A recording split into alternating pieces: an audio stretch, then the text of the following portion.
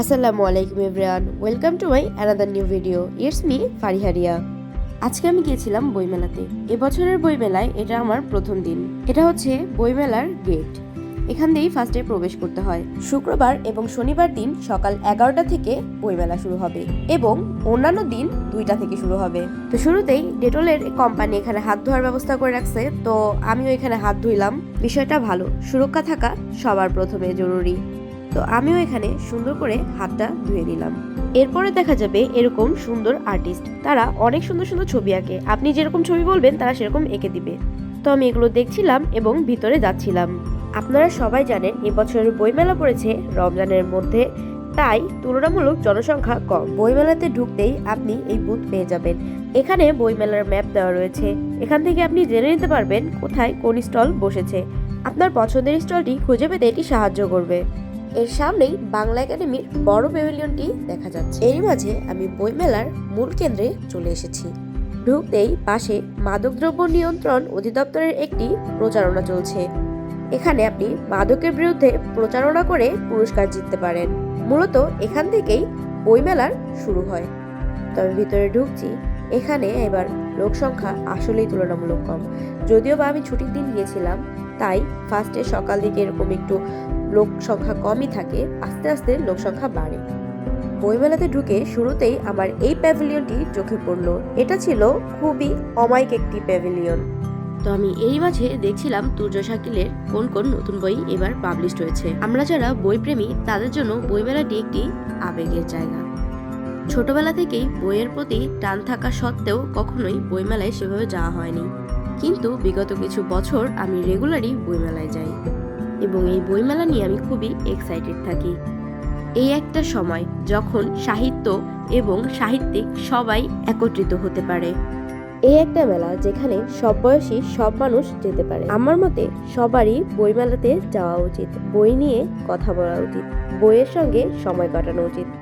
প্রতি বছরই বইমেলার যে প্যাভিলিয়নগুলো থাকে, স্টলগুলো থাকে, সেগুলো খুবই ইউনিক থাকে। এবছরও তার ব্যতিক্রম নয়।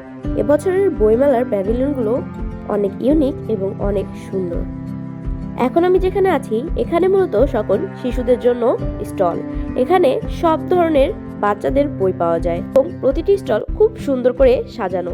এটা আমার কাছে খুব বেশি ইউনিক লাগছে এবং খুব সুন্দর লাগছে।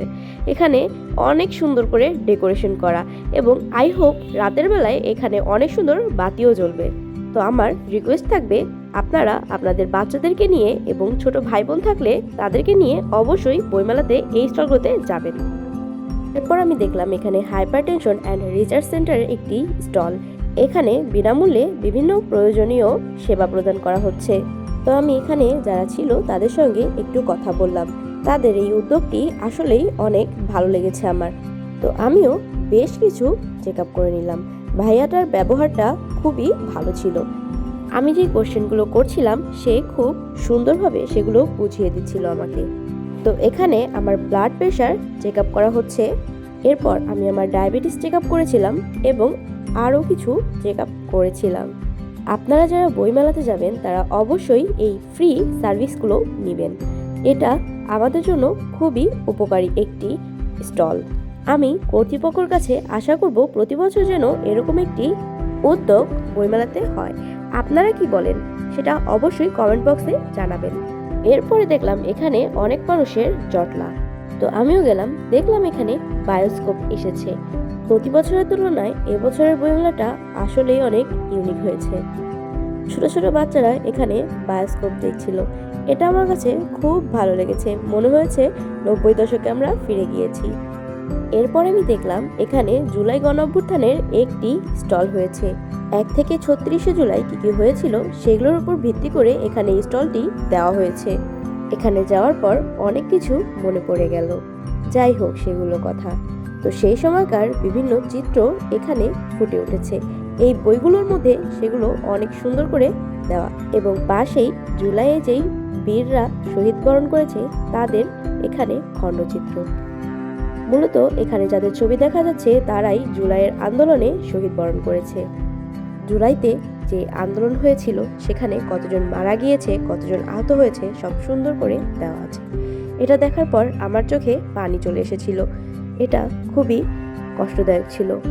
আপনারা যারা বইমেলাতে যাবেন তাদের প্রতি আমার রিকোয়েস্ট থাকবে আপনারা অবশ্যই এখানে একবার ভিজিট করবেন। এরপর আমি দেখলাম বার্জার কর্তৃক আয়োজিত একটি স্টল।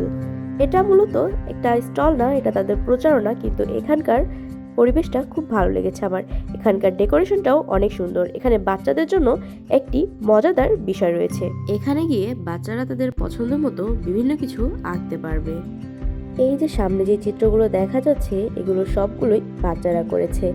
এখানে বাচ্চাদের গার্ডিয়ানরা গিয়ে রেজিস্ট্রেশন করবে এবং তারপর বাচ্চারা হাত দিয়ে এইগুলো ছবি সুন্দর করে এখানে আর্ট করতে পারবে। এই ধরনের অ্যাক্টিভিটিসগুলো বাচ্চাদের মানসিক বিকাশে খুবই হেল্পফুল এবং আমার মতে বাচ্চাদেরকে এই ধরনের অ্যাক্টিভিটিস করতে উৎসাহিত করা উচিত। এরপরই ঘুরতে ঘুরতে আমার অন্যতম পছন্দের প্রকাশনী নবগঠন প্রকাশনীতে চলে গেলাম।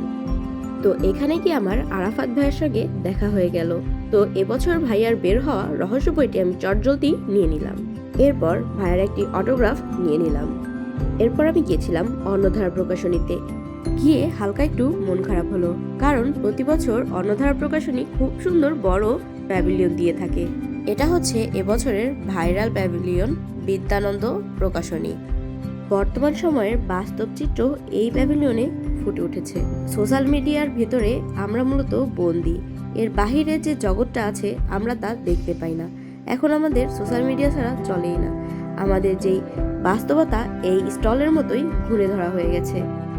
মস্তিষ্কে মনে হয় এমনই ধুলো জমে গেছে। সাহিত্যের গুরুত্ব এখন আমরা ভুলেই গিয়েছি। এটাই মূলত আমাদের এখন বর্তমান বাস্তবতা। আপনারা যারা বইমেলাতে যাবেন তারা এইখানে অবশ্যই একবার যাবেন। বছরের বইমেলাতে আরো অনেক স্টল রয়েছে এবং অনেক নতুনত্ব রয়েছে, যা আমি পরবর্তী ভিডিওতে অবশ্যই দেখানোর চেষ্টা করব। যেহেতু রোজার মাস, তো এত একদিনে ঘোরা পসিবল না। কিন্তু বন্ধুরা, বইমেলাতে কিন্তু অনেক লোক ছিল। আজকের মতো বিদায়, দেখা হচ্ছে পরবর্তী ভিডিওতে।